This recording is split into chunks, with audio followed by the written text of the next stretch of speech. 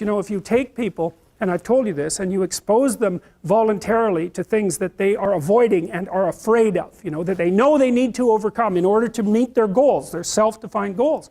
If you can teach people to stand up in the face of the things they're afraid of, they get stronger.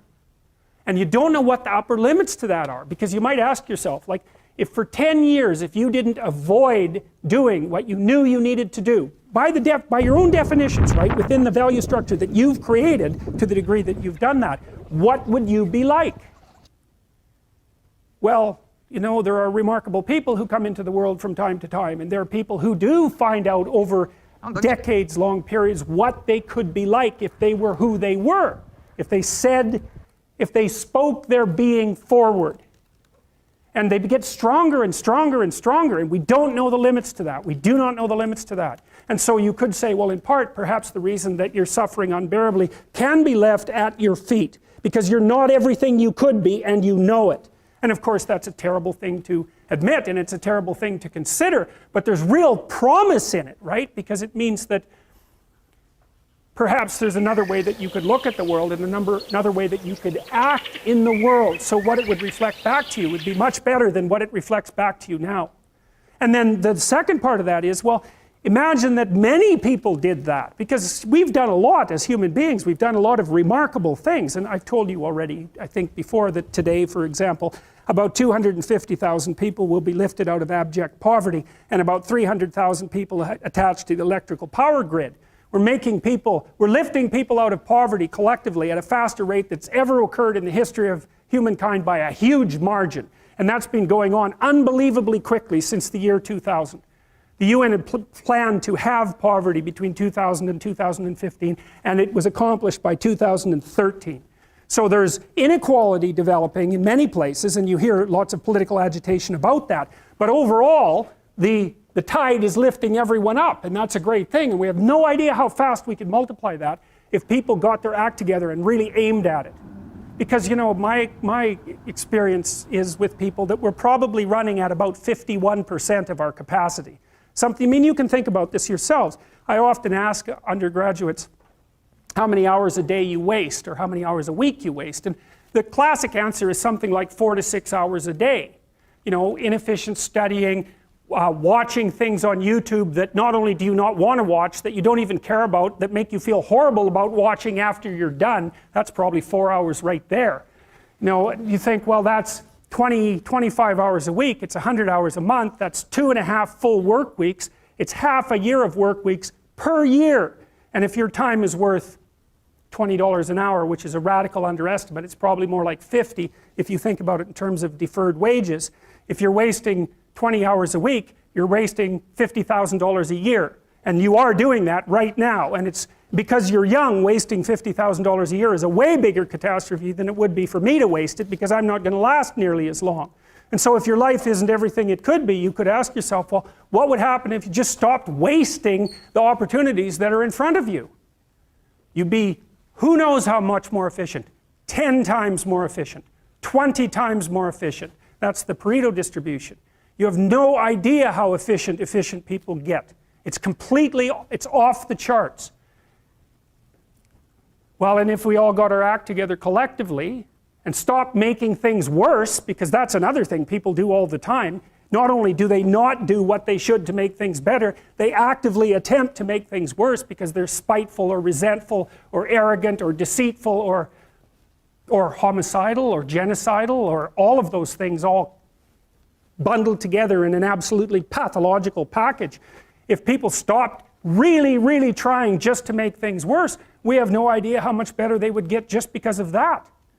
So there's this weird dynamic that's part of the existential system of ideas between human vulnerability, social judgment, both of which are major causes of suffering, and the failure of individuals to adopt the responsibility that they know they should adopt. And that's the thing that's interesting too, is that, and like another thing I've often asked my undergraduate classes is, you know, there's this idea that people have a conscience. And you know what the conscience is.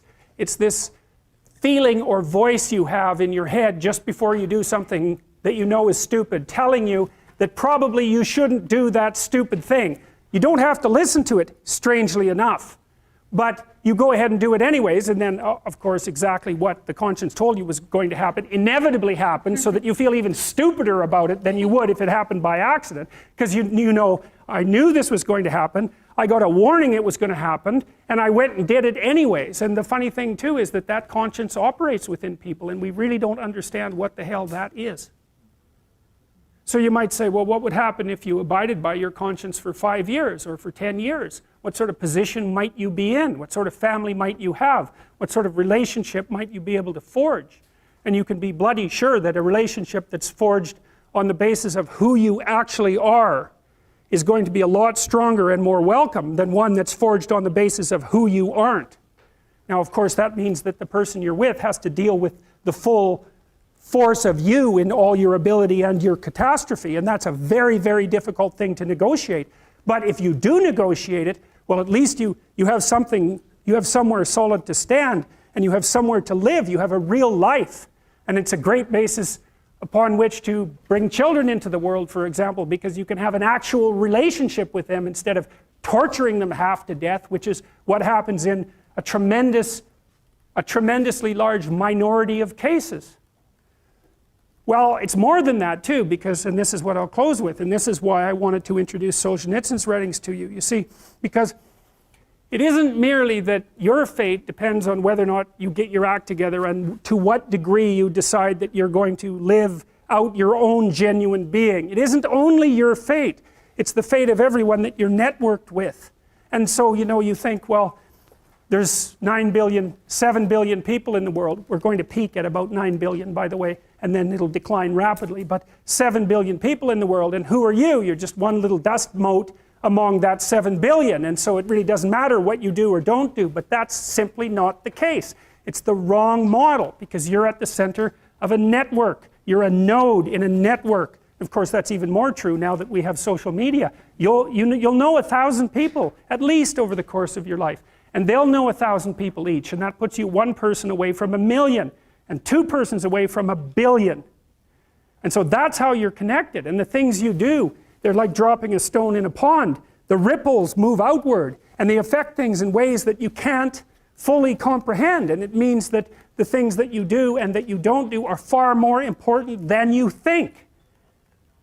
And so if you act that way, of course, the terror of realizing that is that it actually starts to matter what you do. And you might say, well, that's better than living a meaningless existence. It's better for it to matter.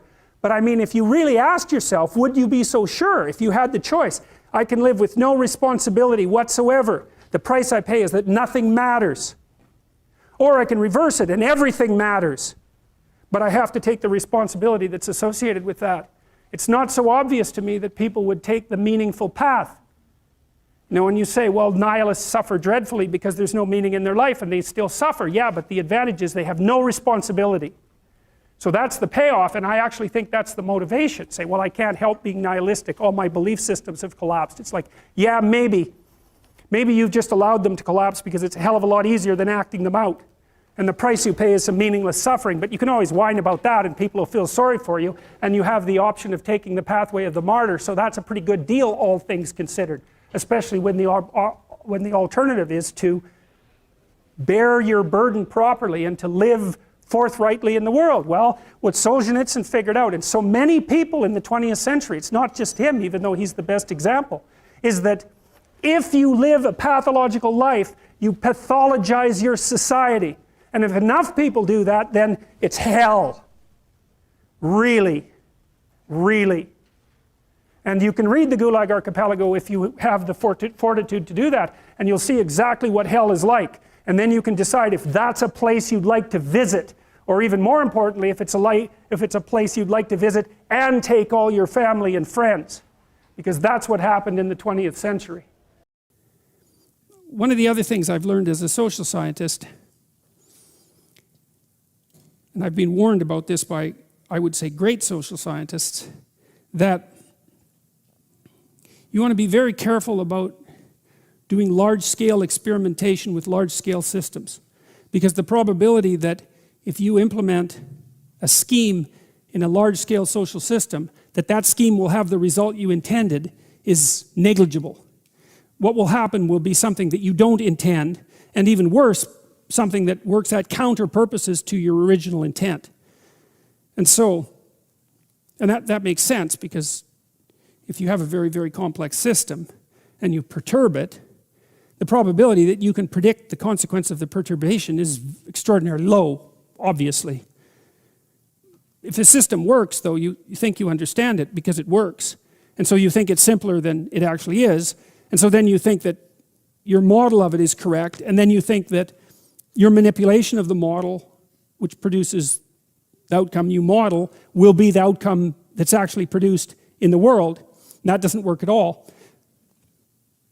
I thought about that an awful lot, thinking about how to remediate social systems, because obviously they need careful attention and adjustment.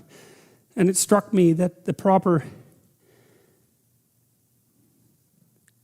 strategy for implementing social change is to stay within your domain of competence. And that requires humility, which is a virtue that is never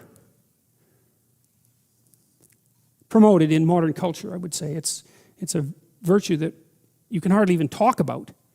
But humility means you're probably not as smart as you think you are, and you should be careful. And so then the question might be, well, okay, you should be careful, but perhaps you still want to do good, or you want to make some positive changes. How can you be careful and do good? And then I would say, well, you try not to step outside of the boundaries of your competence, and you start small. And you start with things that you actually could adjust, that you actually do understand, that you actually could fix. I mentioned to you at one point that one of the things Carl Jung said was that modern men don't see God because they don't look low enough.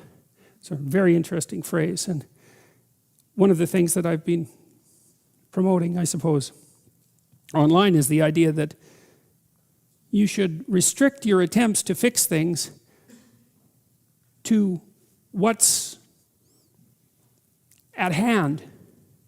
So there's probably things about you that you could fix, right? Things that you know that aren't right. Not anyone else's opinion, your own opinion, that aren't right. You can fix them. Maybe there's some things that you could adjust in your family, although that gets hard. You have to have your act together a lot before you can start to adjust your family, because things can kick back on you really hard. And you think, well, it's hard to put yourself together. It's really hard to put your family together. Why the hell do you think you can put the world together? Right? Because obviously the world is more complicated than you and your family. And so if you're stymied in your attempts even to set your own house in order, which of course you are, then you would think that what that would do would be to make you very, very leery about announcing your broad-scale plans for social revolution. Well, it's a peculiar thing, because that isn't how it works, because people are much more likely to announce their plans for broad-scale social revolution than they are to try to set themselves straight or to set their family straight.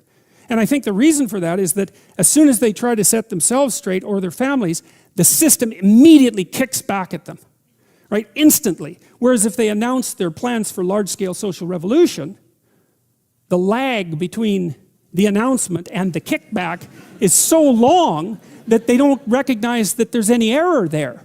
And so, you can get away with being wrong if nothing falls on you for a while.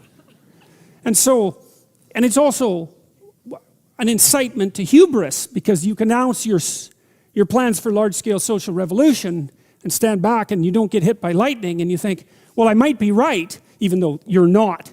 You're seriously not right. I might be right, and then you think, well, how wonderful is that, especially if you could do it without any real effort. And I really do think, fundamentally, I believe that that's what universities teach students now. That's what they teach them to do. I really believe that. And I think it's absolutely appalling. And I think it's horribly dangerous, because it's not that easy to fix things, especially if you're not committed to it. And I think if you're committed, because what you try to do is you try to straighten out your own life first. And that's enough. Like I think it's a statement in the New Testament that it's more difficult to rule yourself than to rule a city. And that's not a metaphor. It's like all of you who've made announcements to yourself about changing your diet and going to the gym every January know perfectly well how difficult it is to regulate your own impulses and to bring yourself under the control of some, what would you say, well-structured and ethical, attentive structure of values, it's extraordinarily difficult, and so people don't do it, and instead they wander off, and I think they create towers of Babel, and the story indicates, well, those things collapse under their own weight and everyone goes their own direction. I think I see that happening with the LGBT community. I think, because one of the things I've noticed, it's very interesting because the community is some sense, it's not a community, but that's a technical error, but it's composed of outsiders, let's say.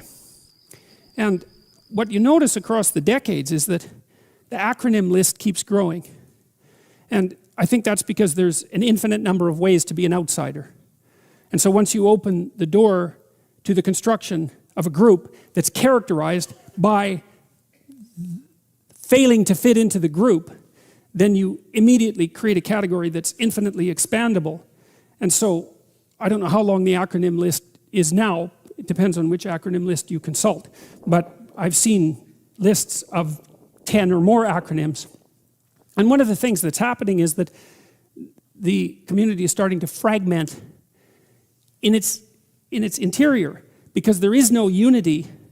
Once you put a sufficient plurality under the sheltering structure of a single umbrella, say, the disunity starts to appear within.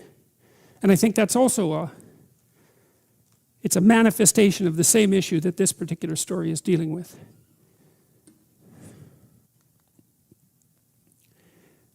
So that ends, I would say, the most archaic stories in the Bible. There's something about the flood story and also the Tower of Babel. I think they outline the two fundamental dangers that beset mankind. One is the probability that blindness and sin will produce a natural catastrophe or entice one. That's something modern people are very aware of in principle, right? Because we're all hyper concerned about environmental degradation and catastrophe. And so that's the continual reactivation of an archetypal idea in our unconscious minds, that there's something about the way we're living that's unsustainable and that will create a catastrophe. It's so interesting because people believe that firmly and deeply, but they don't see the relationship between that and the archetypal stories, because it's the same story. Overconsumption, greed, all of that is producing an unstable state, and nature will rebel and take us down, right? You hear that every day in every newspaper and every TV station. It's broadcast to you constantly. And so that idea is presented in Genesis, in the story of Noah. And then the other warning that exists in the stories, one is beware of natural catastrophe that's produced as a consequence of blindness and greed, we'll say. The other is beware of social structures that overreach, because they'll also produce fragmentation and disintegration. And so it's quite remarkable, I think, that at the close of the story of the Tower of Babel, we've got both of the permanent existential dangers that present themselves to humanity already identified. That's a very old picture. It's Jonah emerging from the whale. It's a variant of a myth. The myth is the dragon myth, I suppose. The dragon myth is that there's a dragon that lives under the ground that's eternal, and now and then it rises out of the ground to threaten the state. And someone within the state determines to go confront the dragon voluntarily, and does so, and then brings back something of great value. Sometimes, if the hero is generally male, sometimes the thing of great value is a female that the dragon has kidnapped. That's a St. George story. And sometimes it's gold and other treasure, like in the story of the Hobbit, and a story that you all know very well. It's a classic hero story, and the hero story is another fundamental element of the clinical theories, I would say. It's predicated on the idea that you learn through voluntary contact with that frightens or disgusts you.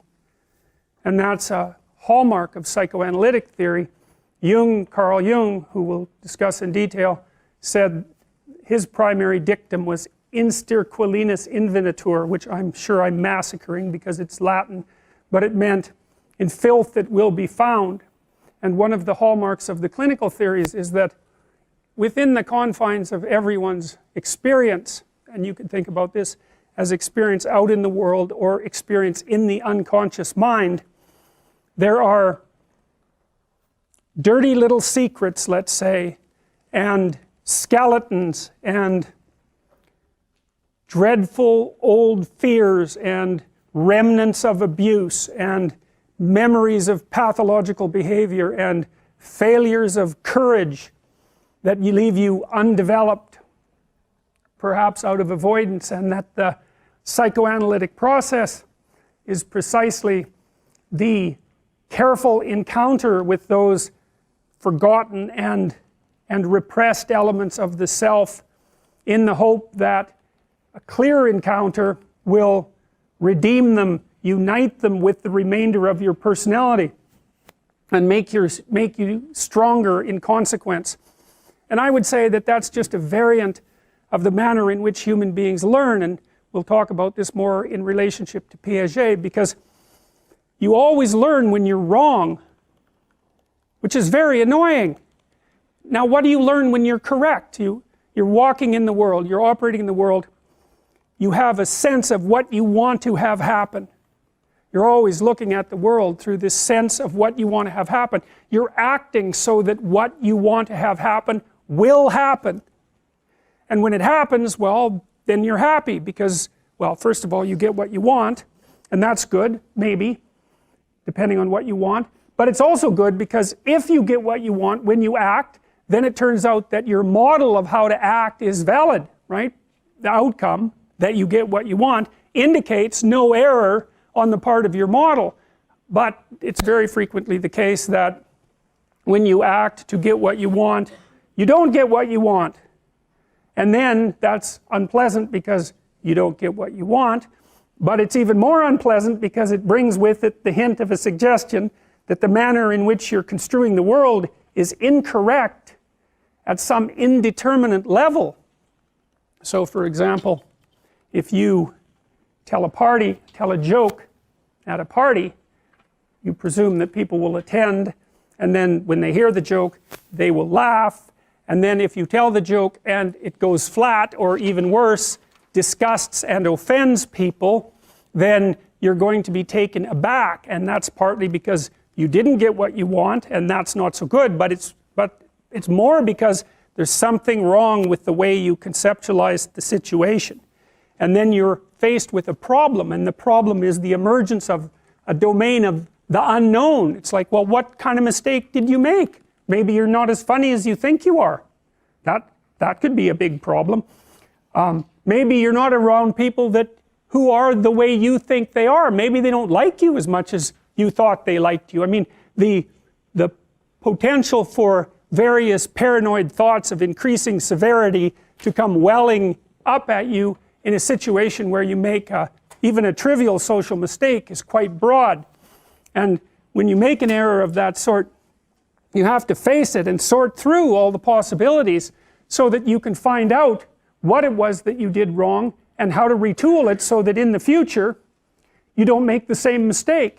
And that requires, well, that requires in some sense what you might describe as a journey into the belly of the beast being that place where things have fallen apart and where you're overwhelmed with negative emotion and chaos and confusion. And that's a very old story.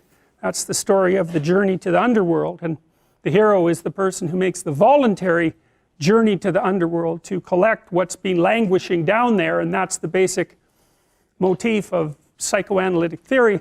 I would say it's the basic motif in some sense of clinical practice, because one of the things that you do as a clinician is find out what people are afraid of and what they're avoiding, and that can be in their past or in their present or in their future.